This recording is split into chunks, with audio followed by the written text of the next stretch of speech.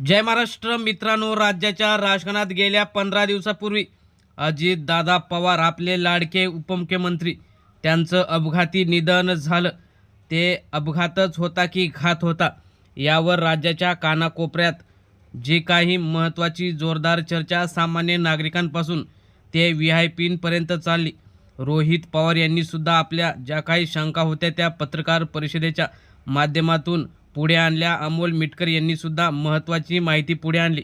त्यानंतर एक महत्त्वाची माहिती अजितदादा पवार यांच्या मृत्यूविषयी मिळालेली आहे आणि त्यामुळे अजितदादा खरंच नेमके कशामुळे गेले आणि खरंच गेलेत का यावर एक महत्त्वाची जी काही गौप्यस्फोटाची बातमी समोर आलेली आहे.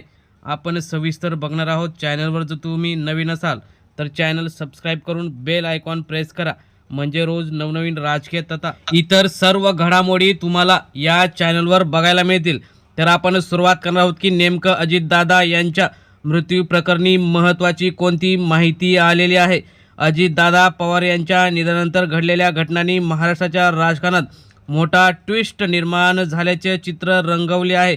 शरद पवार यांनी व्यक्त केलेली भीती, अजितदादा पवार यांच्याविषयी रोहितदादा पवार यांनी जी काही माहिती समोर आणली, विमान असेल किंवा त्यातील जे कर्मचारी होते किंवा इतर अगोदरचे जे काही अपघात झाले त्याविषयी शंका, यामुळे राष्ट्रवादीचे कार्यकर्ते हे संतापलेले आहेत आणि प्रफुल्ल पटेल, सुनील तटकरे यांच्याविषयी सुद्धा अनेकांचं वेगळं मत बनवू लागलेलं आहे. त्यामुळे आता राज्यातील बदलत्या परिस्थितीकडे पाहता भाजपाने राष्ट्रवादीतील महत्त्वाचे नेते आपल्यामध्ये घेण्याची इच्छा व्यक्त केल्याची सूत्रांची माहिती आहे. त्यामुळे प्रफुल्ल पटेल आणि इतर नेते आता ही राष्ट्रवादी भाजपाच्या दावणीला बांधतील का अशी चर्चा असताना अजितदादा पवार यांचा जो मृत्यू झाला त्या अपघाताविषयी एक महत्त्वाची चर्चा आलेली आहे.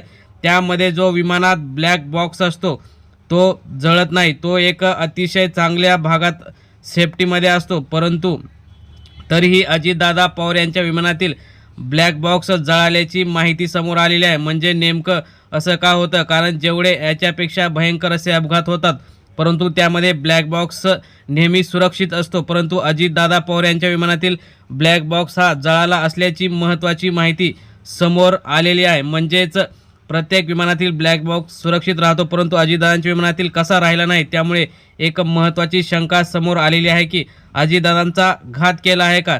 तसेच आता ब्लॅक बॉक्समधील तो जळालेला डेटा असतो तो विदेशात रिकवर होऊन लवकरच विमान अपघाताची माहिती मिळणार असं अमोल मिटकर यांनी सांगितलं आणि आम्ही त्याची वाट पाहू. पण विमानतळावरील CCTVची सुद्धा त्यांनी मागणी केलेली आहे.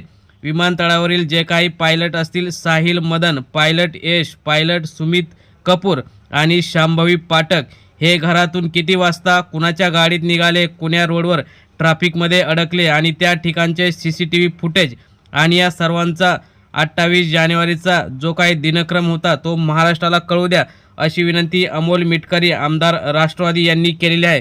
म्हणजेच अमोल मिटकरी यांनी जे आता माहिती मागवली आहे ती अतिशय महत्त्वाची आहे, कारण जे अजितदादा पवार यांच्या विमानात अपघाता दिवशी होते त्यांची अगोदरची कॉल हिस्ट्री असेल किंवा इतर सर्व माहिती जर समोर आली तर अजितदादा पवार यांचा घात कोणी आणि कशासाठी केला.